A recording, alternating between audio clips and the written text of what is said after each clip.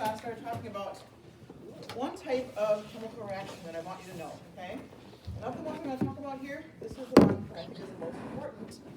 I already talked about Thursday because of the fact that humanity uses it so much to produce energy for all sorts of things. And that is combustion reactions, right? So combustion reaction in general means that a substance reacts with oxygen and typically gives off heat and many times also light. Okay, depends on how you do the reaction, but heat's basically evolved in a combustion reaction. Yes. Small question. Yes. Is respiration a combustion reaction? Well, it is officially a combustion reaction because of the fact oxygen's involved. Okay, but of course with a smaller scale and more control, but energy is given off.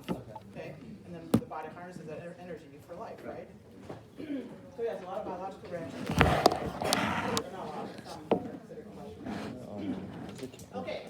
So you should know that a combustion reaction, if I say that, or in a test or situation like that, right, or a mastery chemistry question, but that's what a combustion reaction is. It's a substance that reacts with oxygen and emits heat, sometimes also light, depending on the conditions. And you should also know the type of combustion reaction I want you to be most familiar with are the combustion reactions of hydrocarbons, which are CH-containing compounds, and CH2-containing compounds. This is the third time I've talked about this. I talked about this topic also. We talked about calculating empirical formulas, right? By combustion analysis, right? And I talked about it again on Thursday. I'm not talking about it again right now. So, a hydrocarbon or a CHO-containing compound, they react with oxygen to form CO2 and water. You also know what products are formed when either a type of those, either hydrocarbon or CHO compound reacts with oxygen. So CO2 and water are the two main products, or the two products, when you undergo complete combustion. What does that mean, complete combustion? It means there's plenty of oxygen around. What happens if you don't have enough oxygen around? I didn't talk about this last week or before that I can recall. What happens if you're doing a combustion reaction and you don't have quite enough oxygen? Anyone know what the other product that can form is that's not good for us? Carbon monoxide. Carbon monoxide. So if you're doing a combustion reaction and you don't have enough oxygen around, you can get carbon monoxide formed as well as carbon dioxide. And what does carbon monoxide do? Anyone know what that does? That's not good for us? It dissolves in the blood, or it binds to the hemoglobin in our blood. Exactly. So basically breathing in just like you breathe in air, right? This is part of the air. And then it basically binds to an iron cation that's in the hemoglobin molecule in your blood. And it binds more tightly to that iron cation than oxygen does. So instead of having oxygen carried around your body to basically have respiration reactions going on that you need for life, instead you have a whole bunch of carbon monoxide going around your body and replacing that oxygen, causing problems for your life. I don't know if this is right, but like I remember in high school that combustion reactions have to do with fire and things. Well, it has to do with the fact they're giving off, yes, they give off heat, okay? So when a substance reacts with oxygen, it gives off heat and sometimes also gives off light, okay? So it depends on how you're doing it and what conditions how you're doing the reaction, whether or not light will be given off, okay? But in general, they give off heat. So again, when you take wood and you burn it, that is a combustion reaction. So you're burning the compounds in wood, which are basically a bunch of carbon-hydrogen compounds and oxygen, and you're basically producing CO2 and water and also some ash and other things as well. So it's also a combustion reaction. The stove in your kitchen with Yep. like that? Yep, exactly. So like I have a gas stove at home, so I just did a combustion reaction this morning in my stove because I had some scrambled eggs for breakfast. And I just used my stove to make those scrambled eggs, right? So there's combustion reactions all around us. We're doing them probably almost every single day. And we're definitely using them as part of society because society uses combustion reactions a lot. Okay, as I talked about before, say one more time, all the carbon in the starting material, as long as you have excess oxygen, it goes on to produce CO2, right? And all the hydrogen in that CHO-containing compound goes on into the water molecules, into hydrogen and the water molecules. Now, of course, if you have oxygen, you have oxygen in both these compounds, right? So the oxygen comes from both here and here if we have a CHO compound, don't we?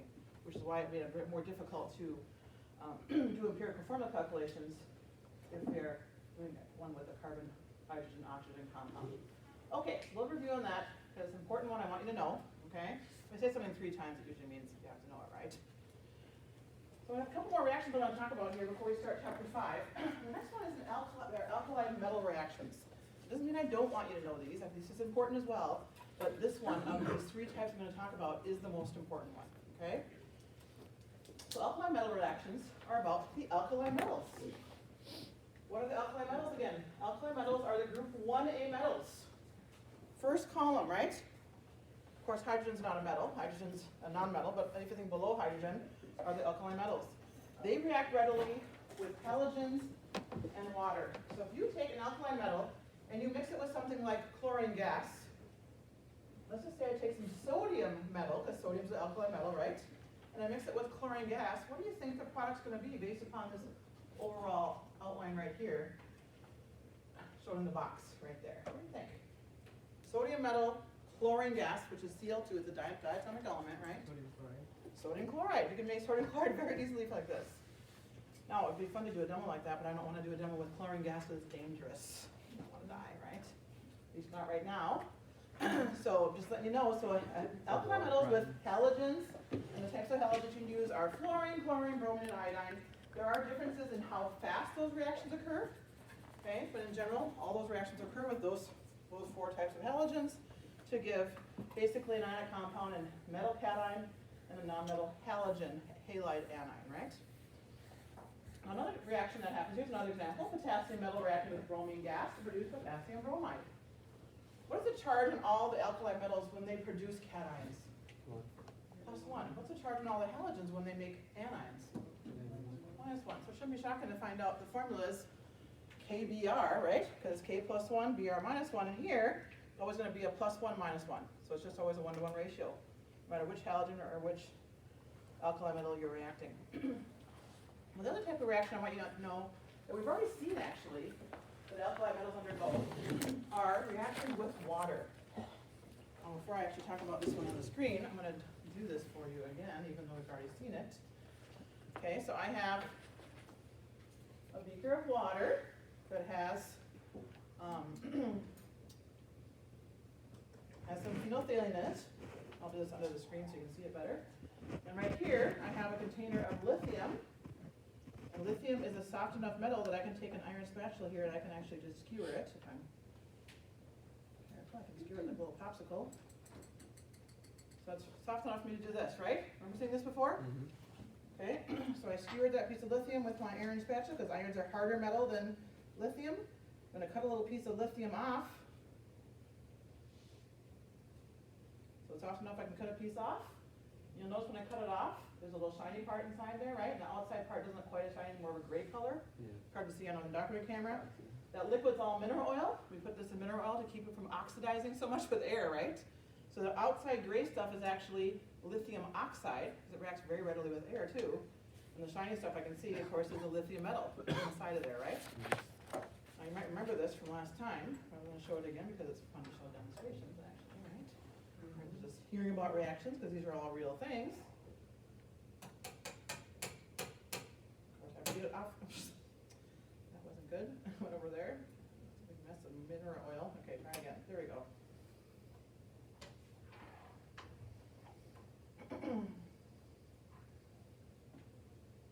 So clearly there's something going on, right? There's a reaction happening.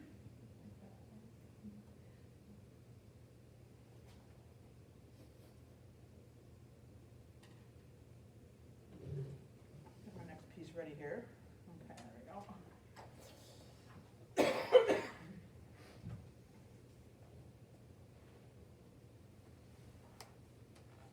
So let's talk about what just happened.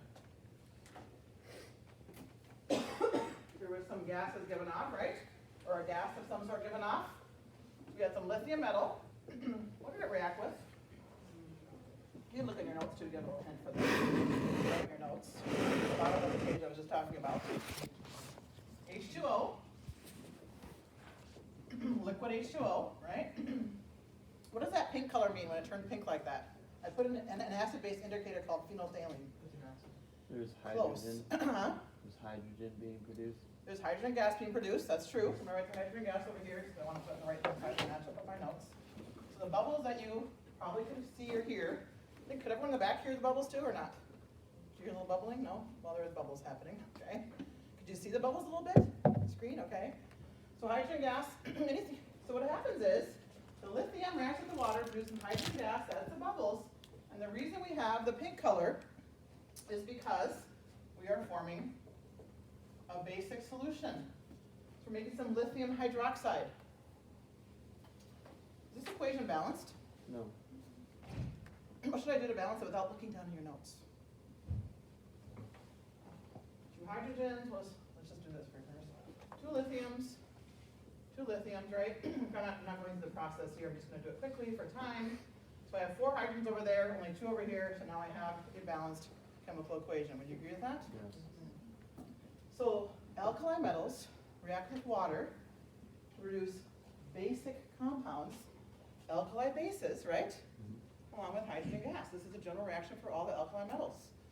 What's the charge of this cation in here? +1. What's the charge of this anion right here? -1. So we're always going to get a +1, -1 hydroxide like this. And when you have a basic solution, the phenolphthalein, let's put my goggle back on, phenolphthalein basically makes that solution turns pink. That's why it's pink, because I made a basic solution now.